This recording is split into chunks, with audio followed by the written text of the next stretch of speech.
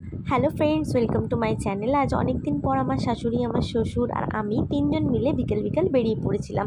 কারণ কি, আমাদের ঘরের একটা জিনিস কেনার জন্য। সেটা হচ্ছে মাইক্রো ওভেন। আর অ্যাকচুয়ালি আমাদের মাইক্রো ওভেনটা 1 মাস হয়েছে খারাপ হয়ে গেছে, তার জন্য না খাবার দাবার গরম করতে খুবই প্রবলেম হচ্ছে। আর আমি তো বিয়ের পর থেকে মাইক্রো ওভেনটা ইউজ করে এসেছি, তো 4 বছর ধরে ইউজ করেছি। এখন তো খারাপ হয়ে যাওয়ার পর খুবই প্রবলেম হচ্ছিলো খাবার দাবার গরম করার জন্য। তোমার শাশুড়ি বললো কি চলো তাহলে আজকেই একটা মাইক্রো ওভেন কিনে নিয়ে আসা যাক। তো বলে যেমন কথা তেমন কাজ, সঙ্গে সঙ্গে রেডি হয়ে আমরা বেরিয়ে পড়েছিলাম।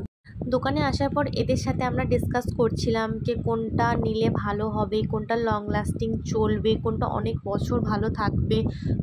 ঠিক আছে, তো এইসব ব্যাপারেই কথাবার্তা এখানে হচ্ছিল।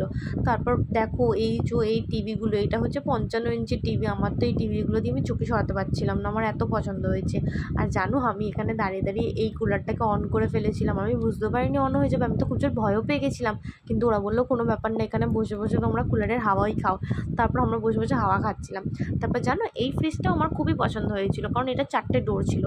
তারপর আমি নিচে থেকে চলে এসেছিলাম ওপরে, কারণ পছন্দ তো করতে হতো আমাকেই। তো আমি ওপরে এসে একটা মাইক্রোওভেন পছন্দ করলাম।